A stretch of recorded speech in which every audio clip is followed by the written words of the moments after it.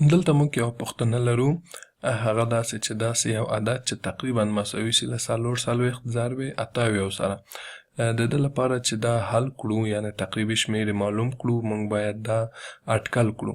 نو زه له تاسو څخه غواړم چې دا ویډیو یو ځل ودروئ او خپله یې وګورئ چې کوی شئ دا تخمین کړئ او یا د تقریبي شمېر د دې ضرب تقریبي شمېر راوباسئ او که نه او وګورئ چې د تاسې حل سوی سوال له دې 4 ځوابونه کوم یو سره ورته والی لري او که نه. ښه، اوس راځئ چې دا په ګډه سره حل کړو. زما لپاره به تر ټولو اسانه لار دا وي چې لومړی دا دواړه عدده وګورم چې کم عدد ته نږدېوالی لري چې زه وکولی شم هغه په خپل مغزو کې ضرب کړم. لومړی ګورم چې دا ۴ او دا 78 کومو عددو ته نږدېوالی لري. ګورم چې دا ۴ ته نږدېوالی لري نو دا تقریباً مساوي کیږي له ۴ او ضرب یې. اوس ګورم چې دا 78 چې 80 ته نږدېوالی لري ضرب دی 80.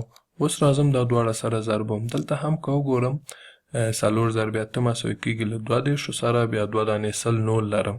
خو که داسې حل کړم حتما تاسې په فکرونو کې ځئ نو راځئ چې دا په ګډه سره حل کړو.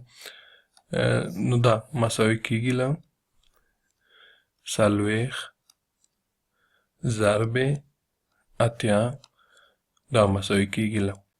اوس یې که لږ ځل په بل شان ولیکم 4 ضرب 10 ضرب 8 ضرب 10 دا مساوي کیږي له.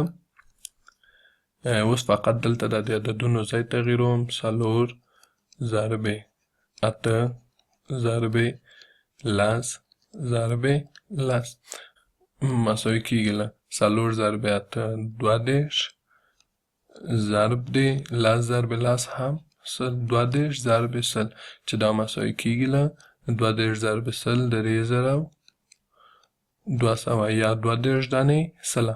اوس دلته په ځوابو کې ګورم چې دا جیم ځواب سم ده. دا جیم ځواب سم ده. په یاد ولرئ چې دغه 3200 زموږ اټکلي شمېر دی 78 ضرب 4 ده یعنې دا دقیق شمېر د دې ضرب نه ده. یو څه چې تاسو باید په پام کې ونیسئ هغه دا ده چې تاسو کوی شئ د تخمینولو یا اټکلولو سره ډېری د ضرب عملې حل کړئ ځکه ډېر داسې عددونه دي چې هغه مغز کې زر نه حلیږي. نو که تاسې هغه اټکل کړئ نو تاسو ته به د هغوی ضربول ډېر اسانه تمام سي.